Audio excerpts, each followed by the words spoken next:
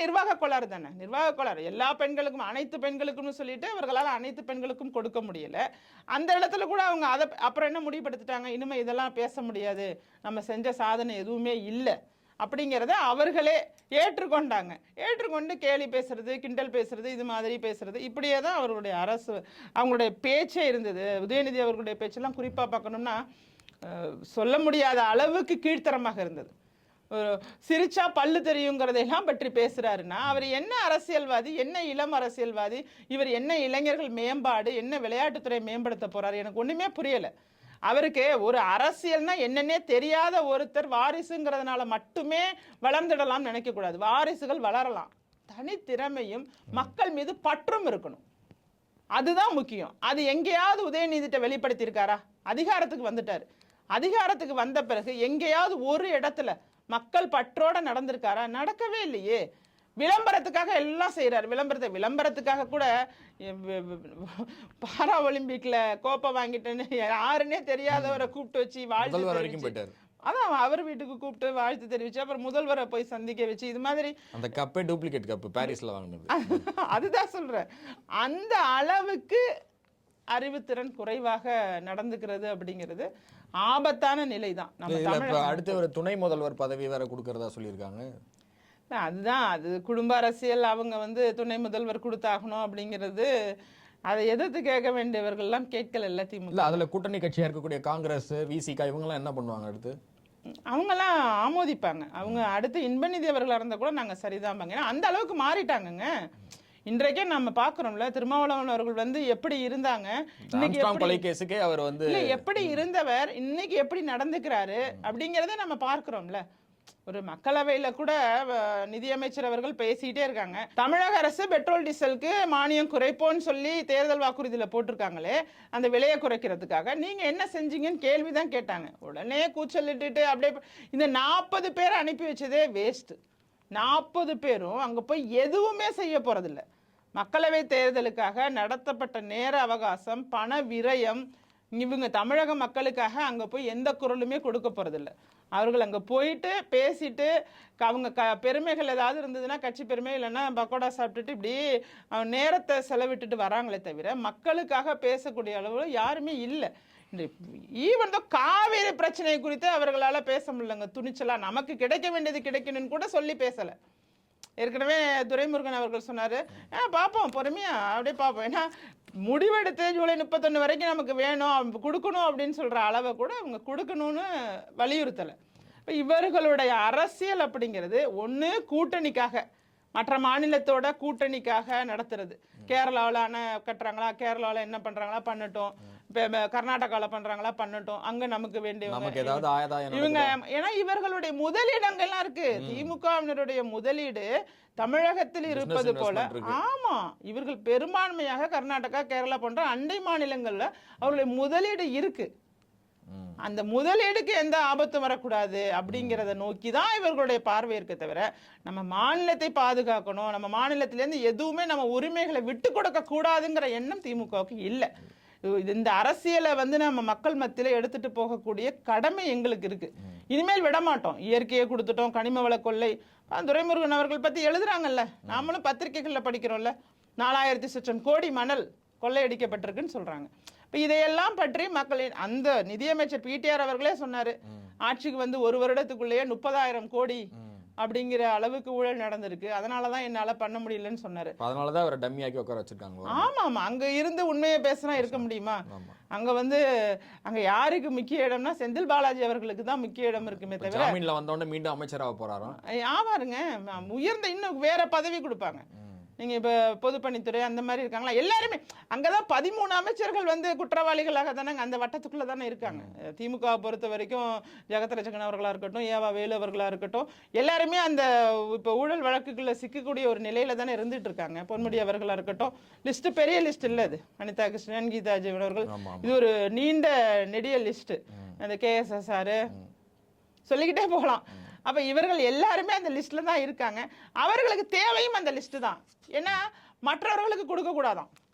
அவர் ஜெயிலில் இருந்தாலும் அவருக்கு அமைச்சர் பதவியே இருக்கணும்னு கடந்த பல மாதங்களாக அவரை தான் அமைச்சரா வச்சிருந்தாங்க செந்தில் இப்பயும் பாலாஜி. கரூர்ல அவர் சொல்றதுதான் நடக்குதாமே. இருக்கும் கண்டிப்பா இருக்கும். ஏன்னா அவர்களுடைய போக்கு அப்படிதான். அவர்களுக்கு யார் தேவையோ அவர்கள் தான். ஏன்னா திமுகவில் வந்து கட்சிக்காக கொள்கைக்காக உழைத்தவர்களும் இருக்காங்க தான், இல்லைன்னு சொல்ல முடியாது. அவர்களெல்லாம் இந்த கன்றாவியை பார்த்து சகிக்க முடியாம வேற கட்சிக்கும் போக முடியாம என்னடா இப்படி ஆயிட்டேன்னு நினைச்சிட்டு இருக்காங்க. அவங்கெல்லாம் வெளியில வாங்கங்கிற வேண்டாம். உங்க காலத்து அரசியல்ல அவர்கள் இருந்ததுங்கிறது வேற. இன்றைக்கு இந்த நிலை அப்படிங்கிறது முழுவதுமாக தமிழ்நாட்டுக்கும் தமிழ்நாட்டு மக்களுக்கும் எதிரான ஒரு ஆட்சியை கொடுத்துட்டு இருக்காங்கிறத திமுகவினரே உணர்ந்து வெளியில வரணுங்கிறனா. ஏன்னா நாமளும் இங்க தானே இருக்கோம், நீங்களும் இங்க தானே இருக்கீங்க. கொஞ்சம் உட்காந்து சிந்திச்சு பாருங்க. சிந்திச்சு பார்க்கும்போது ஒரு ஒரு ஒரு வித்தியாசம் தெரியும்ல. இப்போ உங்களுக்கு ஒரு 70 வயது இருக்குன்னா ஒரு கடந்த 40 ஆண்டு கால அரசியலை யோசிச்சு பார்த்துட்டு இன்றைய அரசியலை ஒப்பிட்டு பாருங்க. அப்போ உங்களுக்கு வித்தியாசம் புரியுமா? அப்ப நீங்களே உணர்ந்து வெளியில வரணும். ஓகே, இறுதியான ஒரு கேள்வி. நீங்க உங்களுடைய அரசியல் பயணம் தொடங்கி கட்சி தொடங்கி இப்போ இந்த நிமிஷம் வரைக்கும் நீங்க வந்து இந்த மது, இந்த போதை வஸ்துக்கள், சிகரெட் இதெல்லாம் எதிர்த்து நீங்க போராடிட்டே வரீங்க. நீங்க களத்துல இறங்கி நீங்க டைரக்டா ஒயின் ஷாப்பை போய் நீங்க இன்வெஸ்டிகேட் பண்ணது வரைக்கும் நம்ம பார்த்துருக்கோம். அப்படி இருக்கும்போது திரைப்படங்கள்ல தொடர்ந்து தற்போது அரசியல் கட்சி தொடங்கி இருக்கக்கூடிய விஜயா இருக்கட்டும், சமூக நலப்பணி செஞ்சுட்டு இருக்க சூர்யாவும் இருக்கட்டும், திரைப்படங்களில் தொடர்ந்து இந்த சிகரெட்டையும் இந்த மதுபானங்களையும் அவங்களால தவிர்க்க முடியல. அதை நீங்கள் ஒரு பதிவாக கூட போட்டிருந்தீங்க. இதை எப்படி பார்க்குறீங்க? அதுதான் அவங்க யார் மூலமாக நாம் வந்து இன்னைக்கு இந்த நிலைமைக்கு வந்தோம் அப்படிங்கிற நிலையை மறந்துட்டாங்க. அதை தான் நான் நினைக்கிறேன். ஏன்னா மக்கள் பணம் கொடுத்து சினிமாவுக்கு போய் டிக்கெட் வாங்கி சினிமாவுக்கு போகலைன்னா இன்றைக்கி உங்களுக்கு எந்த அடையாளமும் கிடையாது, எந்த பொருளாதார வளர்ச்சியும் கிடையாது, எதுவுமே கிடையாது. அங்கீகாரம் படுத்தப்பட்டிருக்க மாட்டீங்க. அப்படி இருக்கும்போது அந்த மக்களுக்கு நீங்கள் என்ன திரும்ப கொடுக்க போகிறீங்க?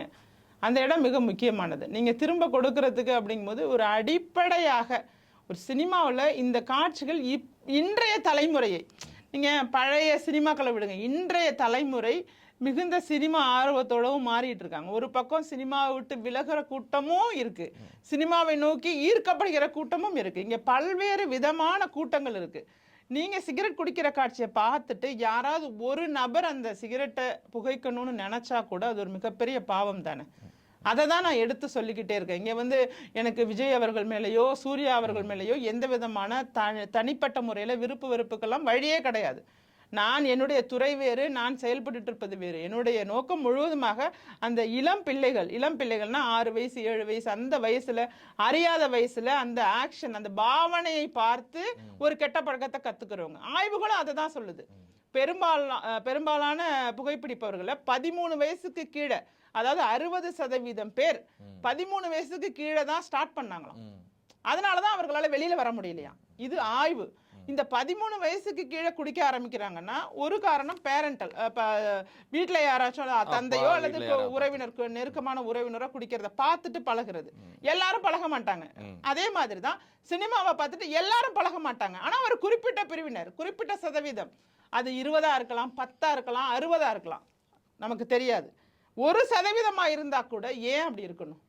உங்களுக்கு என்ன அவசியம்? சிகரெட் குடிக்காம நடிச்சா யாரும் படம் பார்க்க மாட்டாங்களா? இல்ல படத்தினுடைய போஸ்டர்லயே அப்படிதானே வருது. இல்ல உங்க விஜயனுடைய போஸ்டர் அப்படிதானே வருது. உங்க நடிப்பை நீங்க நம்பல. அந்த இடத்துல அந்த சிகரெட்டையும் அந்த மதுவையும் தான் நீங்க நம்புறீங்களே தவிர, அதுதான் உங்களை ப்ரொமோஷன் பண்ணணும்னு நினைக்கிறீங்களே தவிர, உங்க நடிப்பு உங்களை ப்ரொமோஷன் பண்ணும், உங்க திறமை உங்களை ப்ரொமோஷன் பண்ணுங்கிறத நீங்க நம்பல. அதுதான் இப்போ வந்து ப்ராப்பர்ட்டி ரவுண்டு மாதிரி. ப்ராப்பர்ட்டியா நீங்க என்னென்ன பயன்படுத்த போறீங்களோ தெரியல. ஏற்கனவே பல திரைப்படங்கள்ல விஜய் அவர்கள் மது குறித்த பாடல்களே வரும். ஊத்திக்க ஊத்திக்க ஊத்திக்க, இது மாதிரி நிறைய பாடல்ல பாத்தீங்கன்னா மது போன்ற பிற பொருள்களை எல்லாம் அவர் பயன்படுத்துவார்.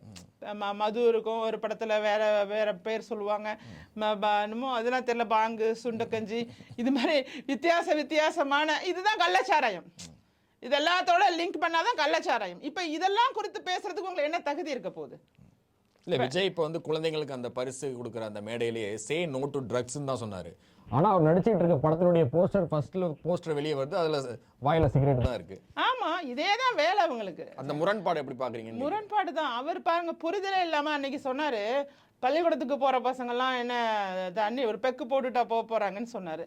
இன்னைக்கு கோயம்புத்தூர்ல ஒரு ஸ்கூல்ல ஒரு பையன் மது சாப்பிட்டாங்கிறத பாக்குறோம். அப்படி இருக்கும்போது இவர்களுக்கு சமூகம் சார்ந்து எதுவுமே தெரியல. அவர்களுக்கு தெரிஞ்சதெல்லாம் தன்னுடைய படம் ஓடணும், தனக்கு நிறைய வருமானம் வரணும். அது ஏன்னா business அவங்க ஆகணும் எல்லாமே ultimate-ஆ. ஆமா அவங்களுக்கு பிசினஸ். ஏன்னா அவங்க வந்து சம்பளம் பெறதை விட ஷேர் வாங்க ஆரம்பிச்சுட்டாங்க. ஒரு படத்தோட வருமானத்திலேருந்து ஷேர் வாங்க ஆரம்பிக்கும் போது அது முழுமையான ஒரு பிஸ்னஸா அதை எப்படி எடுத்துட்டு போகணும்னு அப்பாவி இளைஞர்களையும் மாணவர்களையும் ஏமாற்றி தான் சொல்லணும். இதில் வேற ஒன்றும் இல்லைங்க. ஒரு தாயா ஒரு அம்மாவா இருக்கும்போது ஒரு குழந்தையோ நம்ம பிள்ளைகளோ கெட்டு சீரழிஞ்சு போறதை பார்க்கும்போது நாம இன்னும் கடினமா நான் பேசணும், மரியாதை கொடுக்க வேண்டுமேங்கிறதுக்காக தான் ஓரளவு மரியாதை. நான் இது வரைக்கும் நான் எல்லாருக்குமே மரியாதை கொடுத்து பழகினதுனால மரியாதை கொடுத்து பேசிட்டு இருக்கோம். அந்த மரியாதையை அவங்க காப்பாற்றிக் கொள்ளணும்னு நினைக்கிறேன். நான் சூர்யா அவர்களுக்கும் அதான் சொன்னேன். ஏன் உங்க அப்பா வந்து உங்க தம்பி கார்த்தி அவர்களை மட்டும் புகைப்பிடிக்காம நடிக்கிறதுக்கு சொல்லி கொடுத்துட்டு உங்களுக்கு சொல்லி கொடுக்க மறந்துட்டாரான்னு கேட்டேன். அல்லது சொல்லி கொடுத்ததை நீங்க ஏற்றுக்கொள்ளவில்லையான்னு தான் என்னுடைய அறிக்கையில இப்போ வர யங்ஸ்டர்ஸ்ல இப்போ சிவகார்த்திகேயன், கார்த்தி இவங்க மாதிரிலாம் ஆட்கள் வந்து இந்த ஸ்மோக் பண்றது, ட்ரிங்க் பண்றதையும் அவாய்ட் பண்றாங்க, டோட்டலாவே அவாய்ட் பண்றாங்க. அப்படி இருக்கும்போது இவங்க பெரிய நடிகர்கள் இன்னும் அதை தொடர்றாங்களே ஸ்கிரீன்ல அப்படிங்கிறது தான். இது வந்து சிகரெட் லாபியோட கனெக்ஷன் இருக்குமோங்கிற ஒரு சந்தேகத்தையும் கிளப்புது. ஏன்னா வெளிப்படையாக ஒரு ஆங்கில நடிகர் ஒருத்தர் சொல்லியிருக்காரு, என்னுடைய பேருக்கு முன்னால் நான் இந்த பேரை சேர்த்துக்கிட்டதுக்கு எனக்கு ஒரு சிகரெட் லாபியில இவ்வளவு பணம் பெற்றேன், இப்ப நினைச்சு நான் வந்து வெக்கப்படுறேன், வேதனைப்படுறேன், தலை குனிகிறேன், இது மாதிரியான ஒரு தவறை நான் செஞ்சுட்டேனேன்னு சொல்லி நான் வேணா அது நான் உங்களுக்கு அனுப்புறேன். இது மாதிரி ஏதாவது இவர்களுக்கும் பெரிய சிகரெட் லாபிகளோட, ஏன்னா வளர்ந்த நாடுகள்ல சிகரெட் குடிக்க வைக்கணுங்கிறது சிகரெட் தயாரிப்பு நிறுவனங்களோட மிகப்பெரிய கொள்கையா வச்சிருக்காங்க. அவங்க வந்து வளர்ந்து கொண்டிருக்கிற நாடுகள் தான் நாம இந்தியா போன்ற நாடுகள்லாம். அதாவது அமெரிக்காவை பத்தி அவங்க பேஸ் பண்ணல பிசினஸ்ல. அவங்க பேஸ் பண்றது இந்தியா மாதிரி நாட்டுல யாரு அதிகமா சிகரெட் குடிக்கணும்னு அவங்க விரும்புறாங்கன்னா சிறுவர்கள், சிறுமிகள், பெண்களையும் டார்கெட் பண்றாங்க. சின்ன வயசுலயே பெண்களும் சிகரெட் குடிக்கணும், ஆண்களும் சிகரெட் குடிக்கணும்.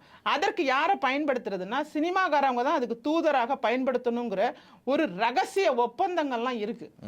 இதையெல்லாம் நான் வெளிக்கொண்டு வருவேன். அப்பதான் ரீச் உடனடியா நல்ல ரீச் இருக்கும். அந்த ரீச்னா அந்த அட்ராக்ஷன், அந்த சிகரெட் மேல ஒரு அட்ராக்ஷன் வரணும்னா யாருக்கு அதிகமான ஃபேன்ஸ் இருக்காங்க, யாரு அதிகமான சின்ன பிள்ளைங்க தொடர்றாங்களோ அவங்கள தான் அவங்க வந்து ஒரு தூதர், அந்த விளம்பர தூதரா ரகசியமா. ஏன்னா இங்க வந்து சிகரெட்டுக்கு நேரடியாக விளம்பரங்கள் போட முடியாதுங்கிறதுனால எல்லாமே ரகசிய ஒப்பந்தங்கள் தான். இதை நம்ம யாருமே தெரிஞ்சுக்க முடியாது. நீங்க உங்கள்ட்ட ப்ரூஃப் இருக்கானா? ப்ரூஃப் இருக்காது. ப்ரூஃப் இருக்காது. ஆனால் இது சம்பந்தமான விவரங்களையே நோக்கி பயணப்பட்டு இருக்கும்போது அடிச்சு ஆணித்தரமா சொல்ல முடியும். இவங்க ஏன் இதை செய்யறாங்கன்னா இதனாலதான் செய்யறாங்க, இவங்களுக்கு இத்தனை கோடி ரூபாய் இந்த படத்துல 200 கோடி கிடைக்குதுன்னா அவங்க 2000 கோடி கூட கொடுப்பாங்க. ஏன்னா சிகரெட் நிறுவனங்களோட வருமானம் அப்படி. அந்த ஒரு சீன்ல அந்த பிராண்ட காமிக்கிறதுக்கு, பிராண்ட காமிச்சாங்கன்னா அவங்களுடைய வருமானம் மிக அதிகம். அதனால இந்த நிலை, இந்த உண்மையெல்லாம் நாங்க உடைச்சு சொல்ல வேண்டிய நிலை வந்துட்டு. யாராக இருந்தாலும் நீங்க வீட்டுல என்ன வேணாலும் பண்ணுங்க. நடிகர்களா இருக்கீங்களா, நீங்க அது உங்களுக்கு தனிப்பட்ட விருப்பம். நீங்க சிகரெட் குடிங்க, வேற என்ன வேணாலும் செய்யுங்க. உங்க ஒரு அறைக்குள்ள, உங்க வீட்டுக்குள்ள உட்கார்ந்து மகிழ்ச்சியா இருங்க. அது உங்களுடைய உடல், உங்களுடைய குடும்பம் சார்ந்தது. அதுக்குள்ள யாரும் தலையிட போறதில்லை. ஆனா நீங்க குடிச்சு எங்க வீட்டு பிள்ளைங்களை கெடுக்கணும்னு நினைக்கும் போது அதை தடுக்காம இருக்க என்னை போன்ற ஆட்களால முடியாது. நான் இன்னும் தொடர்ச்சியாகவே போராடுவேன். நான் இந்திய அளவுலயே சொல்றேன், எல்லா நடிகர்களுமே இதே தான் பண்றாங்க. பெரிய பெரிய நடிகர்கள் நீங்க நல்லா கவனிச்சு பாருங்க. இந்த பான் மசாலா விளம்பரங்கள் விளையாட்டுகளுக்கு இடையே முழுவதுமாக பான் மசாலா விளம்பரங்களும் ஆன்லைன் விளையாட்டு எல்லாமே ஆபத்தானது. எல்லாரையும் கொண்டுட்டு போய் குழியில தள்ளுறதுக்கு தான் பாக்குறது இந்த உலகம். ஆமா, அந்த கிரிக்கெட் மேட்ச் பார்க்கும்போது அந்த அட்வர்டைஸ்மெண்ட்ஸ்ல வரதெல்லாம் இதுதான். இது எதுக்குன்னா இதுல அட்ராக்ட் ஆகிடுறாங்க சீக்கிரமா. இதுக்கான பிசினஸ்ங்கிறதோட தொகைங்கிறது பெரிய தொகை. அப்ப பணம் கொடுத்தா எங்களுடைய பிரபலத்தன்மையை பயன்படுத்தி நாங்க மக்களை சீரழிப்போம். உங்களை பிரபலமாக்குனதே மக்கள் தான். அதை மறந்துட்டு எனக்கு இத்தனை கோடி கொடுத்தா போதும், இவ்வளோ மில்லியன் கொடுத்தா போதும், இது பண்ணுவேன் அதை பண்ணுவேன்னு மக்களை வந்து நீங்க பழி வாங்குறீங்கன்னு தான் சொல்லணும். அடுத்த தலைமுறையை சீரழிப்பதற்கு மிக முக்கிய காரணமாக நீங்கள்லாம் இருக்கீங்க. இது ஒரு பெரும் பாவம். இது ஒரு பாவச்செயல் தான். பணம் இருக்கும், பாவம் இருக்குல்ல. அதனால இந்த இந்திய அளவுலேயே நடிகர்கள் மத்தியில் நான் ஒரு வேண்டுகோளாகவே வைக்கலாம். நான் அதற்கு என்னவோ அடுத்து அதை பண்ணலான்னு தான் நினச்சிட்டு இருக்கேன். திரைப்பட சங்கங்கள் எல்லா இடத்துலையும், வட இந்தியாவாக இருக்கட்டும். ஏன்னா இன்னைக்கு ஓடிடிங்கிற தளம் வந்த பிறகு நம்ம எல்லா படங்களையுமே பார்க்க தொடங்கிட்டோம். வீட்டில் இருக்க சின்ன பிள்ளைங்கள்லாம் பார்த்தீங்கன்னா தென்னிந்திய படங்களாக இருக்கட்டும், பேன் மூவிஸாக இருக்கட்டும், அல்லது மற்ற படங்களாக எல்லாமே பார்க்க தொடங்கிட்டாங்க. எல்லா இடத்துலையும் வித்தியாசப்படுத்துங்க, சினிமா வேற வாழ்க்கை இல்லை, முடியாது. அது ஒரு சிலரால நிச்சயமா முடியாது. எல்லாரும் படத்தை பார்த்து வீணா போவாங்கன்னா வீணா போக மாட்டாங்க. நானும் ஏத்துக்கிறேன். அவர்களுடைய சூழ்நிலை வளர்ந்த மாதிரி இருக்கு. சரி, ஒரு யாருமே இல்லாம தனியா வளர்றவங்கலாம் இருக்காங்கல்ல, அவர்களுக்கு யாருங்க வழி நடத்துவா? ஏதோ அவங்களுக்கு பிடிச்சவங்க என்ன பண்றாங்க அதை பார்த்துட்டு அப்படியே இருக்காங்க தானே. அப்படி இருக்கும்போது நீங்க தேவையில்லாம இந்த சமூகத்தை ஏதோ ஒரு வகையில சீரழிச்சுட்டு தான் இருக்கீங்க.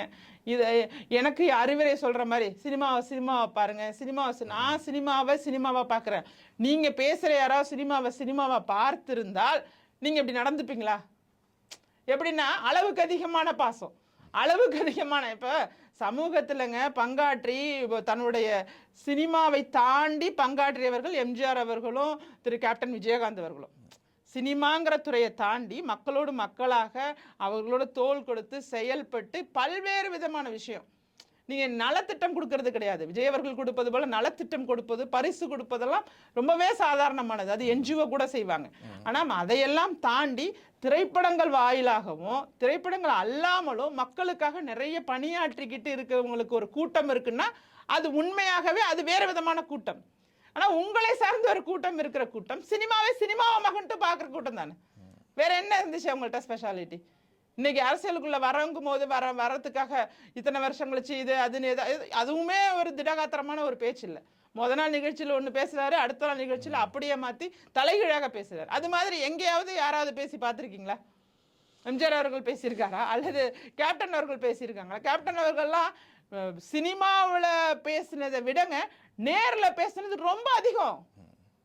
சினிமாவில் கூட ஒரு பெரிய ஒரு எதிரிகளை எதிர்க்கிறதுக்கு பேசுறது சினிமா அப்படின்னு சொல்லலாம். ஆனால் நேரில் அவர்கள் பேசிய விதம்லாம் உள்ளத்திலேருந்து வந்தது, எந்த பயமும் இல்லை, யாருக்கும் எந்த இடத்துலையும் பயப்படலை, முழுமையாக மக்களுக்காக நின்று பேசினாங்க. ஆனால் இன்னைக்கு 2 நிகழ்ச்சிக்குள்ளே ஒரு நிகழ்ச்சியில் ஒன்று இன்னொரு நிகழ்ச்சியில் ஒன்றுன்னு மாறி மாறி ஐயோ இவன் அடிக்கிறான் அப்புறம் அவன் அடிக்கிறான் அப்படின்னு சொல்லி ஒரு நிலைப்பாட்டில் இருக்கீங்க. நீங்கள்லாம் மக்கள் தான் புரிஞ்சுக்கணும். மக்கள் புரிஞ்சுக்கிட்டாங்க. இந்த சின்ன சின்ன பிள்ளைங்க, அந்த இளைஞர்கள், அந்த புது ஓட்டு போடுறவங்க, இவங்கெல்லாம் நீங்க அவர்களெல்லாம் ஹீரோ கிடையாது. இன்னைக்கு உங்களுக்காக காலுன்னு கத்திட்டு உட்காந்துருக்கேன், நீங்க எங்களையும் பாருங்கிற. உங்களுடைய அரசியல் ஆசை இருந்துச்சுன்னா எங்ககிட்ட வாங்க, நாங்க அரசியலை சொல்லித்தரோம். மக்களுக்கான அரசியலை நாங்க நிச்சயமாக பாடம் எடுக்கவே நான் தயாரா இருக்கேன். ஏன்னா நான் ஒரு 15-20 நாடுகளுக்கு பயணம் செஞ்சிருக்கோம், ஒரு வெளிநாட்டில் 9 ஆண்டுகள் இருந்திருக்கோம். சட்டம்னா என்ன, ஒழுங்குனா என்ன, மக்கள்னா என்ன, உரிமைனா என்ன, ஒட்டுமொத்தமாக நிறைய படிக்கிறோம். உலக அரசியலை தெரிஞ்சு வச்சிருக்கோம். உங்களுக்கே தெரியாம உங்களை உறிஞ்சிக்கிட்டு இருக்க கூட்டத்துக்கு பின்னாடி போய் நிற்காம உங்களுக்காக நீங்க வாங்க அரசியலுக்கு நானே அழைக்கிறேன். இந்த அரசியலை நோக்கி நாம மூவ் பண்ணணுங்கிறத நோக்கி.